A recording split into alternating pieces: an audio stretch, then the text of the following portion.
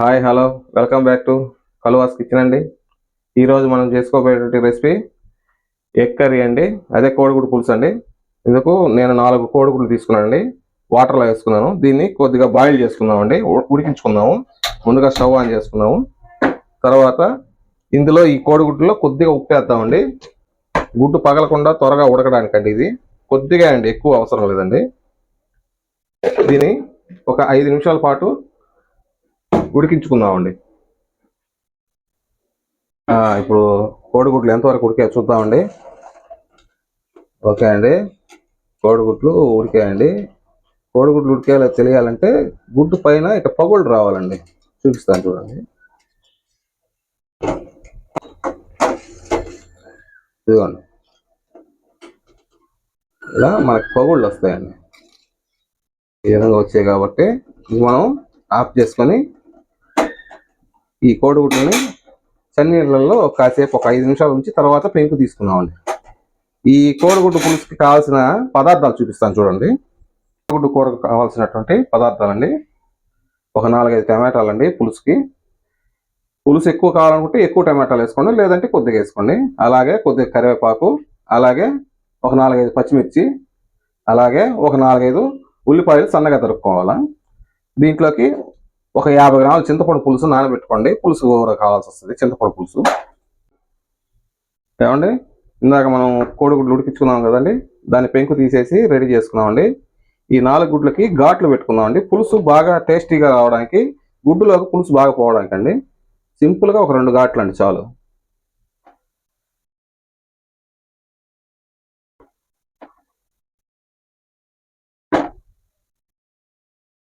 ఇప్పుడు ఈ 4 కోడిగుడ్లని ఫ్రై చేసుకున్నామండి. లైట్గా కొద్దిగా పసుపు, ఆయిల్ వేసి ఫ్రై చేసుకున్నామండి. స్టవ్ వెలిగించుకోవాలా. కొద్దిగా ఆయిల్ వేసుకొని దీంట్లో కొద్దిగా పసుపు అండి, అలాగే కొద్దిగా ఉప్పు, సాల్ట్. ఈ కోడిగుడ్లు దీంట్లో వేద్దామండి, ఫ్రై చేస్తాం.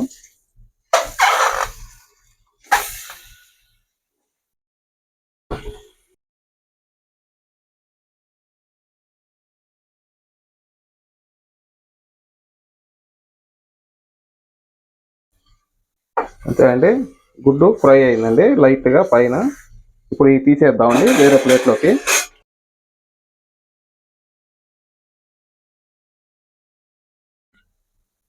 ఇప్పుడు దీంట్లో ఒక 4 గరిటెలు నూనె వేసుకుందామండి. పులుసుకండి రెడీ చేస్తున్నాము. నూనె హీట్ అయ్యాక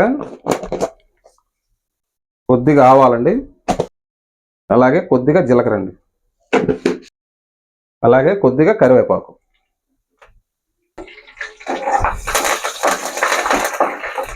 ఇవి కొద్దిగా వేగిన తర్వాత ముందుగా కట్ చేసి పెట్టుకున్నట్టు ఆనియన్స్ వేద్దామండి.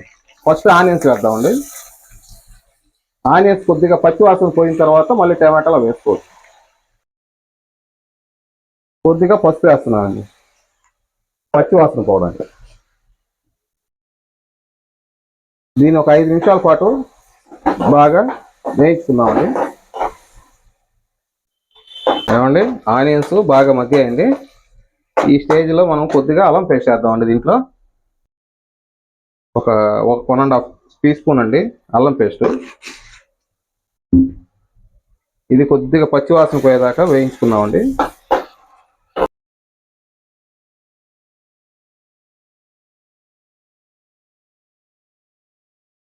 ఇప్పుడు మనం ఇందాక తరిగి పెట్టుకున్నాం కదండి టమాటా ముక్కలు, అవి వేసేద్దాము. అలాగే పచ్చిమిర్చి ముక్కలండి, అవి కూడా వేసేద్దామండి. వీటిని ఒక 10 నిమిషాల పాటు బాగా మగ్గనిద్దామండి. మూత పెట్టుకొని బాగా మగ్గనిద్దామండి. 10 నిమిషాల పాటు బాగా మగ్గనిద్దామండి. ఓకే అండి, 10 నిమిషాలు అయింది. ఒకసారి టమాటాలు చూసుకున్నామండి ఎలా ఉడికేమైందో. ఓకే అండి, టమాటాలు బాగా మగ్గాయండి, ఆనియన్స్ కూడా బాగా ఉడికాయండి. ఇప్పుడు మనం దీంట్లో కావాల్సిన మసాలాలు వేసుకుందామండి. ఏమీ లేదండి, సింపుల్గానే ఉంటాయండి మసాలాలు.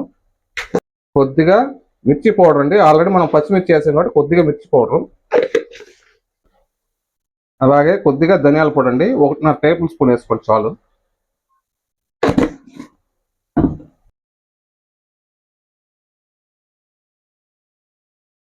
ఇప్పుడు ఇందులోకి ఇందాక మనం ఉడకబెట్టుకున్నాం కదండి 4 కోడిగుడ్లు, అవి వేసుకున్నామండి.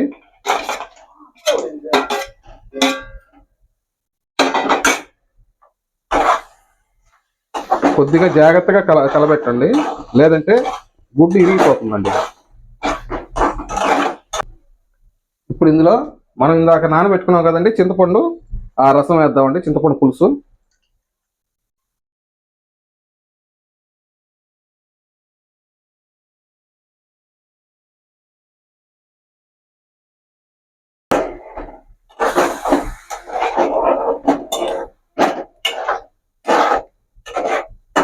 దీన్ని ఇంకొక 5 నిమిషాల పాటు మళ్ళీ బాగా ఉడికించుకుందామండి.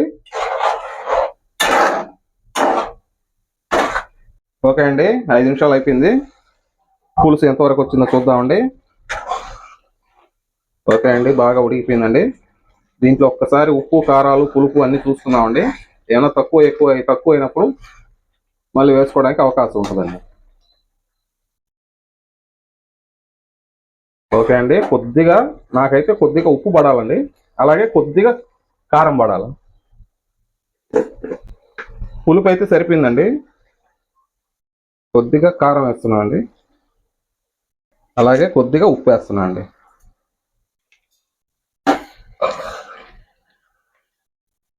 ఓకే అండి, గుడ్డు పులుసు రెడీ అయిపోయినట్టే అండి.